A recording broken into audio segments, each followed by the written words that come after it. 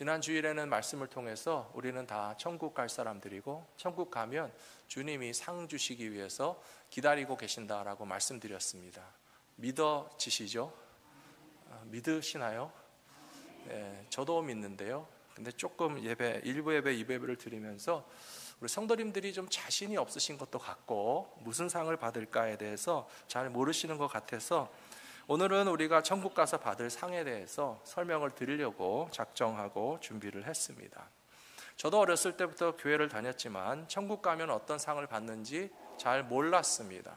그리고 천국에만 가면 그것만으로 충분하지 또 무슨 상을 받아야 되나 하는 그런 생각도 해본 적이 있습니다. 천국 가면 얼마나 기쁘겠습니까? 구원받은 것이 기쁘고 주님의 얼굴을 볼 수 있는 것이 기쁘기 때문에 아무 상도 받지 않아도 괜찮겠다라고 하는 생각을 하실 수 있겠지만 한국교회에서는 가끔 부흥강사 목사님이 오셔서 하시는 말씀 가운데 그 개털모자라는 말을 들으니까 안 되겠더라고요. 개털모자가 뭔지 아시는 분들은 옛날부터 교회 다니신 분이고요. 개털모자가 뭐지 하시는 분들은 잘 요새 믿으신 분들이에요. 천국 가서 다른 사람들은 여러 가지 면류관을 받는데 우리는 믿음 생활 대충 하다가 겨우 천국 가서 개털모자나 받았으면 되겠냐 그런 소리를 하실 때 제가 어린 마음이었지만 그렇구나. 천국도 반드시 가야 되지만 큰 상급, 좋은 상급, 하나님께 칭찬받는 믿음의 삶을 살아야 되겠다라고 하는 생각을 하게 되었습니다. 하지만 과연 천국에 무슨 계급이 있는 것도 아니고요. 그렇다고 해서 진짜로 개털모자 주실 하나님은 아니라고 저는 믿습니다. 그거는 순전히 한국 교회에서 회자되는 유머스러운 예화일 뿐입니다.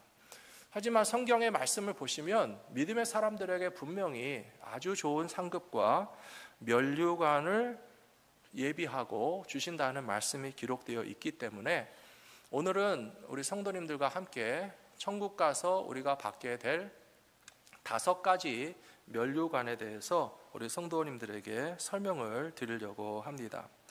성경을 보니까 생각보다 면류관의 종류가 많다는 것에 저는 놀랐고요. 그리고 찬송가 가사를 생각해 보시면 여러분 우리가 부르는 찬송가 가사 가운데 면류관이라는 단어가 많이 나오는 거 알고 계시죠? 몇 곡이나 되는지 아세요? 제가 또 열심히 세어봤죠. 36곡이나 되는 찬송에 면류관이라는 가사가 나오거든요. 오늘도 일부 예배 시간에 2곡의 찬송을 불렀습니다. 287장에 보시면 우리 주만 믿으면 모두 구원 얻으며 영생 복락 면류관 확실히 받겠네 라고 되어 있어요. 어쩌다 받겠네 아니고 혹시 받겠네 아니고 확실히 받겠네 라고 찬송가에 분명히 나와 있습니다. 또 찬송가 353장에 보시면요, 나의 주 그리스도 나를 속량했으니 나 십자가를 벗은 후 저 면류관 쓰리라고 되어 있습니다. 이렇게 찬송가 가사에도 면류관에 관한 가사가 많이 나와 있는 것을 보면 우리가 천국 가면 하나님께서 믿음의 사람들에게 어떠한 면류관을 주시겠구나라고 하는 기대와 소망을 가지게 됩니다. 5가지나 있어서 좀 빨리 가겠습니다. 첫 번째로 삶의 마지막 순간까지 선한 싸움을 싸우는 성도들에게는 의의 면류관이 예비되어 있다고 오늘 말씀에 기록되어 있습니다. 디모데후서는 사도 바울이 자기의 삶이 거의 끝나갈 때쯤 쓴 편지입니다. 디모데에게 쓴 편지 가운데서도 첫 번째 편지가 아니고 2번째 편지이기 때문에 아주 후기에 기록된 편지라고 볼 수 있습니다. 7절과 8절 말씀에 보시면 나는 선한 싸움을 싸우고 나의 달려갈 길을 마치고 믿음을 지켰으니 이제 후로는 나를 위하여 의의 면류관이 예비되었으므로 주 곧 의로우신 재판장이 그 날에 내게 주실 것이며 내게만 아니라 주의 나타나심을 사모하는 모든 자에게 도니라 라고 말씀하였습니다. 사랑하는 성도 여러분, 사도 바울이 받은 의의 면류관, 이 자리에 계시는 모든 성도님들도 반드시 의로우신 최고의 재판장 하나님 앞에서 의의 면류관 받으시게 되기를 축복합니다. 의의 면류관이란 어떤 종류의 면류관인지 설명을 드리고 싶습니다. 모든 사람이 죽을 때가 되면 솔직해집니다. 사도 바울이 자기의 나이도 많고 또 이제 하나님께서 불러가실 때가 얼마 남지 않았다고 생각할 때에 얼마나 진실해졌겠습니까? 그리고 디모데와 같이 자기의 마음이 통하는 서로 개인적인 관계를 가진 사람 앞에서는 더욱더 솔직한 마음을 가지게 되었을 것입니다. 그랬던 사도 바울이 하나님의 나라와 천국을 바라보면서 하나님께서 나에게는 의의 면류관을 주실 것 같다라고 고백하는 것이 너무 중요한 것 같습니다. 왜 그러냐 하면 사람의 마음 가운데는 아직까지도 해결되지 못한 가장 큰 짐이 죄의 짐입니다. 우리가 예수를 믿고 구원을 받았지만 주님의 십자가를 바라보면서 우리의 모든 허물과 죄악이 용서함 받았다라고 하는 사실을 거듭거듭 말씀해 주셔도 우리 마음속 한 구석에는 아직도 사라지지 않고 존재하고 있는 죄책감이라고 하는 것이 존재한다는 사실을 부정할 수가 없습니다. 믿음이 좋은 사람이라고 해서 죄책감이 전혀 없느냐? 그렇지 않습니다. 신앙생활을 오래 했고 열심히 했다고 해서 하나님 앞에 설 때 당당하게 하나님 저 죄 하나도 없어요, 잘했죠 라고 큰소리 칠 수 있는 사람이 누가 있겠습니까? 그렇기 때문에 사도 바울은 복음에 대해서 알고 예수님의 십자가에 대해서도 잘 알고 있었지만, 그러나 나는 하나님 앞에서 죄인인데 하나님 앞에 서게 되는 날 어떻게 될까라고 하는 생각이 사라지지 않고 있었던 것입니다. 그래서 사도 바울은 종종 하는 말이 성경에도 기록됐지만 나는 죄인 중에 괴수라고 그랬습니다. 이것이 진실한 믿음의 사람의 합당한 고백이라고 저는 생각합니다. 사랑하는 성도 여러분, 우리는 나의 잘남을 자랑할 것이 없습니다. 나의 의를 과시할 수 있는 것이 없습니다.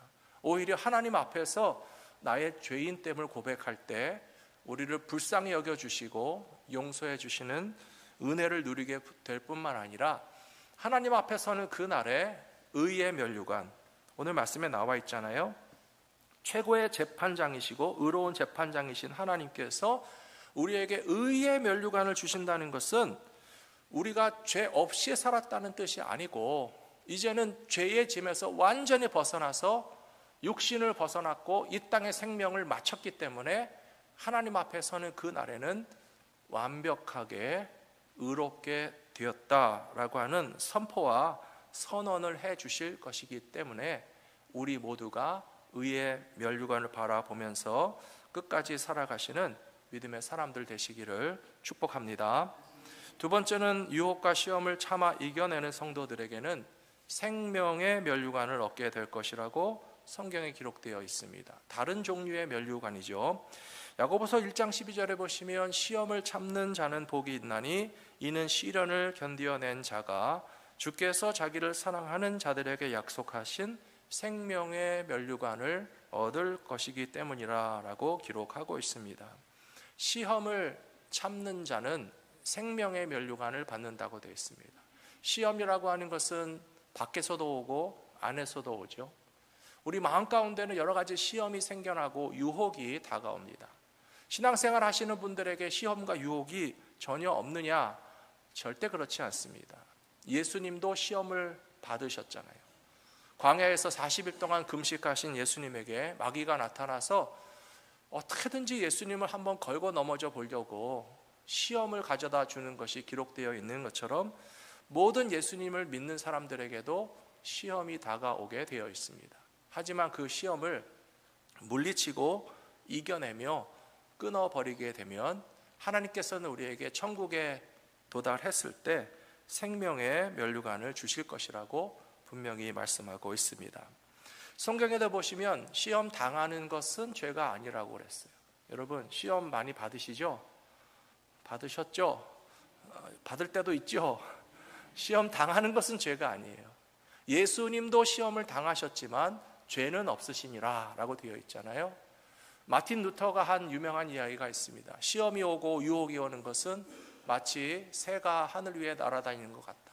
우리 머리 위로 새가 날아다니는데 우리가 뭐라고 할 수 있겠습니까? 이렇게 쫓아낼 수는 있겠지만 마틴 루터가 한 말이 유혹과 시험이라고 하는 죄가 머리 위에 둥지를 틀도록 내버려 두지 말아라는 거예요.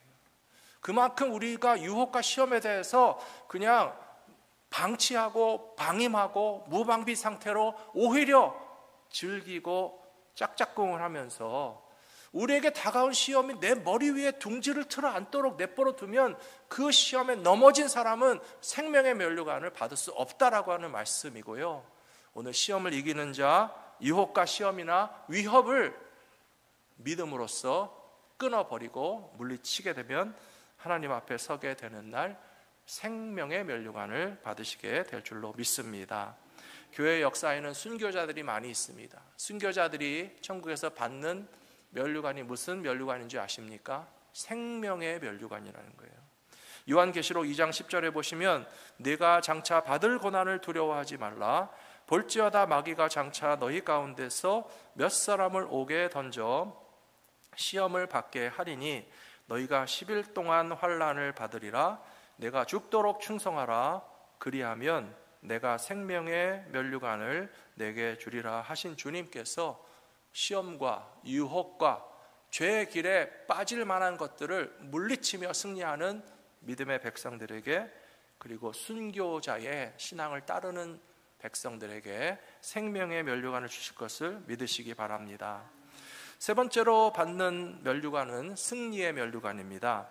상 받는 날까지 절제하며 최선을 다하는 믿음의 사람들에게는 승리의 면류관을 주실 것이다 라고 기록되어 있습니다. 고린도전서 9장 24절에 보시면 운동장에서 다름질하는 자들이 다 달릴지라도 오직 상을 받는 사람은 한 사람인 줄을 너희가 알지 못하느냐. 너희도 상을 받도록 이와 같이 다름질하라. 이기기를 다투는 자마다 모든 일에 절제하나니 그들은 썩을 승리자의 관을 얻고자 하되 우리는 썩지 아니할 승리자의 면류관을 얻고자 하노라 라고 말씀하고 있습니다. 오늘 우리 찬양대가 원데이 부르시는 줄 알았더니 언제 부르시나요? 연습만 하고 계시죠? 그날에 찬송 가사에 보시면요, 맨 마지막 부분이 나오잖아요. When we all get to heaven, 우리 모두가 천국에 가면 we will see Jesus, 주님의 얼굴을 볼 것이고요. We will sing and shout the victory라고 되어 있어요. 승리를 외치게 되는 것이 천국 가서 할 일이라고 되어 있는데요. 승리하기 위해서는 어떤 믿음의 삶을 살아야 하는가 하면요, 절제하셔야 된다는 거예요. 절제하는 자, 운동장에서 다름질하는 자들마다 절제한다라고 되어 있습니다.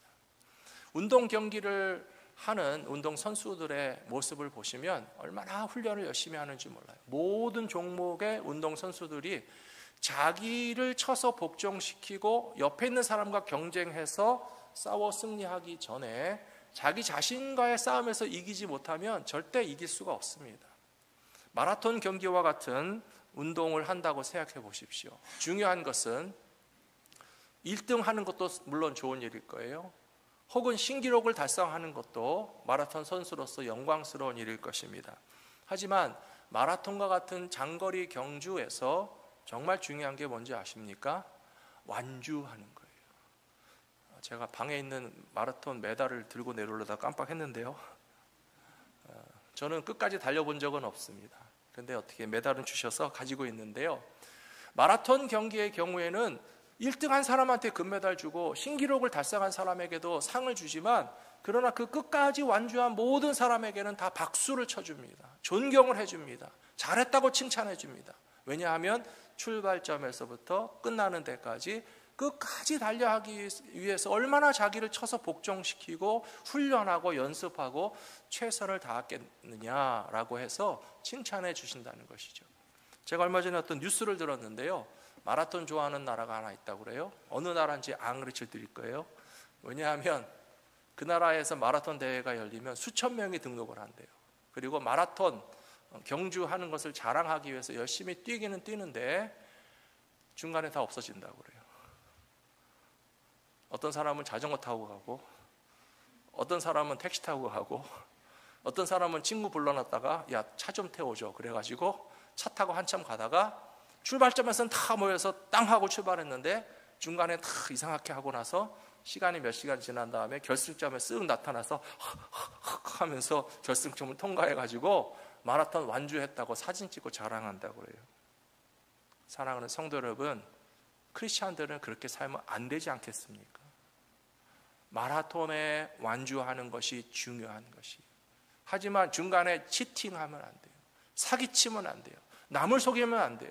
절제해야 돼요. 자기를 쳐서 복종시키면 금메달 아니라도 괜찮고 신기록 달성하지 않았어도 좋으니 시작부터 끝까지 나의 달려갈 길을 달려가서 자기를 절제하는 믿음의 사람들에게는 하나님께서 천국에 도착한 우리들에게 무슨 면류관을 주신다고요? 무슨 면류관을 주신다고요? 승리자의 면류관을 받으시는 믿음의 사람들 되시기를 축복합니다. 이제 네 번째 넘어갈게요. 시간이 없어요.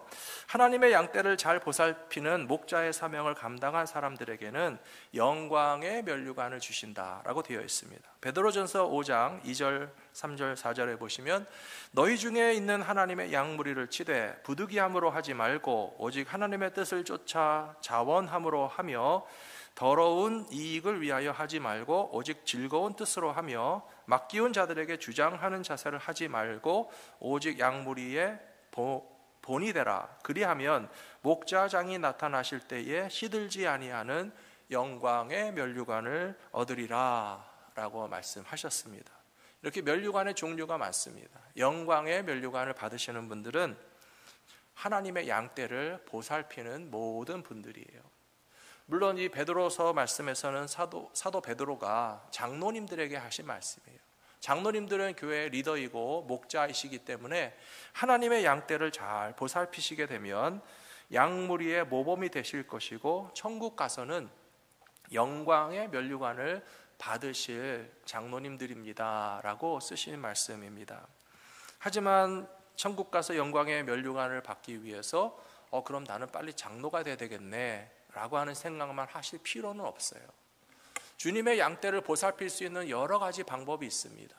저는 일부 예배 때도 말씀드렸습니다. 교회 학교 교사들은 하나님의 어린 양을 보살피는 목자이기 때문에 교사로 봉사하신 분들은 천국 가서 영광의 면류관 받으시게 될 줄로 믿습니다.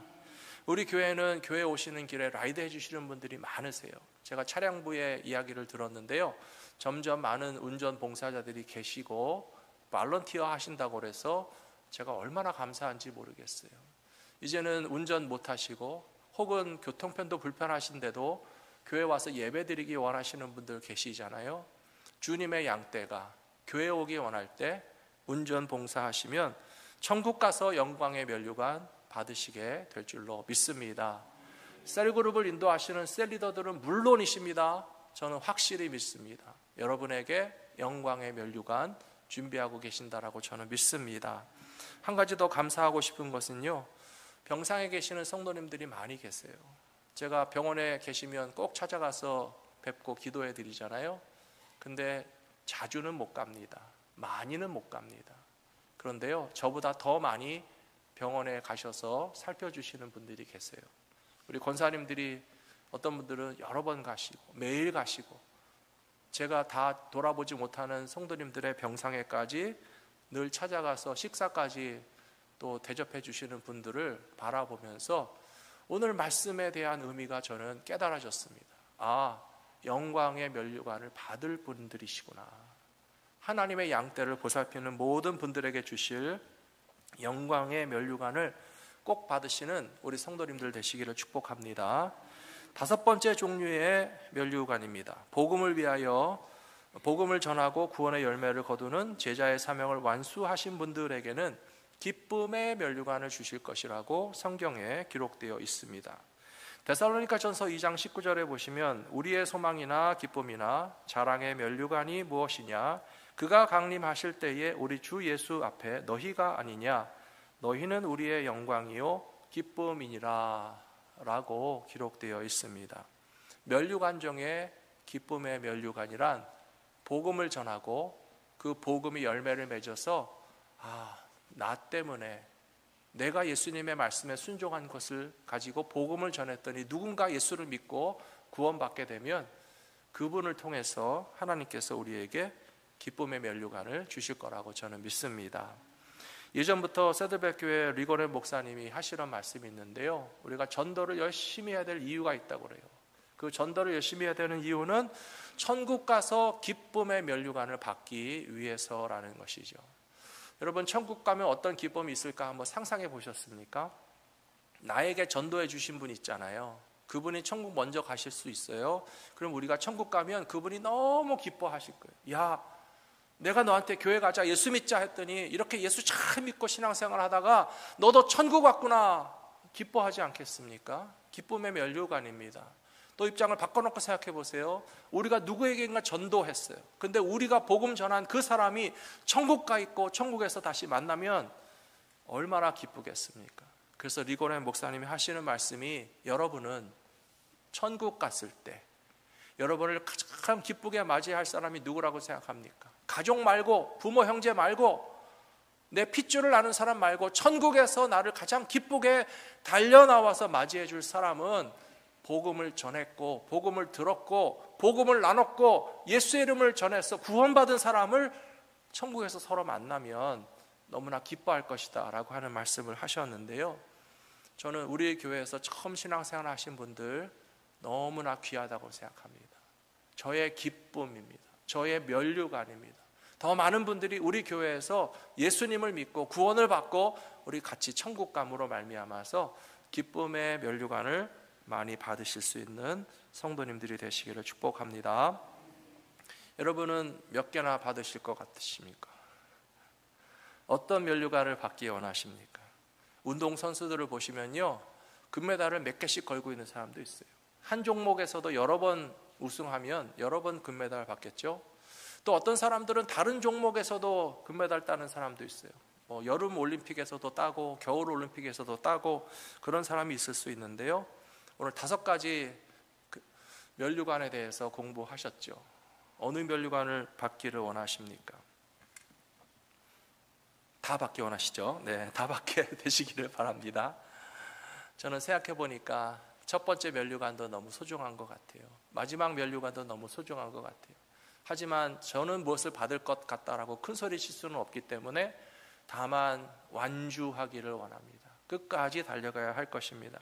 그렇다면 이 모든 상급과 면류관이 무엇을 의미하는가? 그것은 최종적으로 우리에게 만국을 다스리는 권세와 왕같은 제사장의 영광을 허락해 주실 것이라고 하는 약속의 말씀이 되는 것입니다. 혹시 우리 성도님들 가운데 천국은 확실히 가는 게 분명한데 천국 가서 상도 주시는 줄은 몰랐다, 그런 분들이 계실 것 같아요. 제가 거듭거듭 말씀드립니다. 여러분을 위한 상이 준비되어 있습니다. 믿으십니까? 5가지 중에 1개 이상 다 받으시게 되기를 축복합니다. 그러면 그것은 무엇을 의미하는가? 요한계시록 2장 26절에 보시면, 이기는 자와 끝까지 내 일을 지키는 그에게 만국을 다스리는 권세를 주리니 그가 철장을 가지고 그들을 다스려 질그릇 깨뜨리는 것 같이 하리라. 나도 내 아버지께 받은 것이 그러하니라 라고 예수님 말씀하셨습니다. 예수님이 말씀하시잖아요. 만국을 다스리는 권세를 주신다고요. 하나님의 말씀 그대로를 전해드리는 겁니다. 이 요한계시록 2장의 말씀은 두아디라 교회에 주신 말씀인데요, 두아디라는 지금의 튀르키예, 터키라고 불렀죠. 터키의 이 서쪽의 지중해 해안에 있는 큰 도시들입니다. 그 도시에 집중해서 복음을 전한 이유는 도시에 가서 복음을 전하면 많은 사람이 예수를 믿고 구원받을 가능성이 높아지기 때문에 사도 바울뿐만 아니라 많은 제자들이 사람들의 왕래가 빈번한 도시를 중심으로 전도했습니다. 그런데 도시에는 장점만 있는 것이 아니고요, 나쁜 것도 많이 있어요. 여러분, 도시에는요, 무서운 권력을 가진 나쁜 사람들도 많이 등장합니다. 우리가 작은 마을 시골에 살 때는 그 시골 마을 사람이 얼마 안 되는 조용한 동네에서는 힘을 가진 사람이 누굽니까? 기껏해야 연세 많으신 분, 기껏해야 이장님, 기껏해야 동네 유지 정도 되는 분들이기 때문에 다 아는 분들이잖아요. 친한 분들이잖아요. 그분들의 권력이 그렇게 나쁘게 역사하는 경우가 별로 없어요. 작은 마을이고 작은 도시이기 때문에 그래요. 그러나 두아디라와 같은 도시에는 정치인들이 있었습니다. 군인들이 있었습니다. 시장 경제를 장악하고 있는 길드의 막강한 권력이 크리스찬들에게 주일날에도 일해라, 우상에게 제물을 바쳐라, 우상 숭배에도 한 사람도 빠짐없이 다 와서 우리 길드 조합원들은 무조건 우상 숭배해야 된다라고 강요할 때에 그때 믿음의 사람들이 어떤 마음이 들었겠습니까? 너무 두렵다, 큰일 났다, 예수 믿다가 죽을지도 모르겠다 라고 하는 두려운 마음이 있었을 때 요한계시록 2장 26절의 말씀을 예수님이 말씀해 주신 겁니다. 이기는 자가 되라, 끝까지 내 일을 지키는 자가 되라, 만국을 다스리는 권세를 줄 것이니. 요한계시록 2장 26절 말씀 보여주십시오. 이기는 자와 끝까지 내 일을 지키는 그에게 만국을 다스리는 권세를 주리니 그가 철장을 가지고 그들을 깨뜨려 질그릇 깨뜨리는 것 같이 하리라. 나도 내 아버지께 받은 것이 그러하니라 하는 이 말씀은 세상 권세 앞에 굴복하지 않고 믿음을 지키는 자들에게는 하나님의 나라에서 주님의 권세 가운데 함께 동참하게 해 주실 것이라고 하는 약속의 말씀이라고 저는 믿습니다. 우리 디모데후서 2장의 말씀을 같이 읽고 오늘 말씀을 마치겠습니다. 미쁘다 이 말이여, 우리가 주와 함께 죽었으면 또한 함께 살 것이요, 참으면 또한 함께 왕 노릇할 것이요. 아멘. 사랑하는 성도 여러분, 여러분은 천국 가게 되는 것을 확실히 믿으십니까? 예수 믿고 천국 가기로 확신하십니까? 주님이 우리를 위하여 상 주실 것을 믿으십니까? 주와 함께 왕 노릇하게 될 것도 믿으십니까? 끝까지 참으셔야 돼요. 절제하셔야 돼요. 마라톤 코스에 완주하셔야 돼요. 중간에 삐져나가서 딴짓하거나 사기치지 마세요. 자전거 타고 마라톤 뛸 생각하지 마시고, 남의 차 빌려 타고 중간에 휙 달려가서 끝날 때쯤 쓱 나타나려고 하지 마시고요. 시험이 와도 참으십시오. 핍박이 다가와도 견디어내십시오. 우리에게 의의 면류관, 생명의 면류관, 승리의 면류관, 영광의 면류관, 생명의 면류관 5가지나 되는 면류관을 주시려고 주님이 기다리고 계시는데, 저는 우리 사랑하는 성도님들이 이 모든 면류관 다 받기까지 승리하실 수 있는 주님의 백성들 다 되시기를 축복합니다.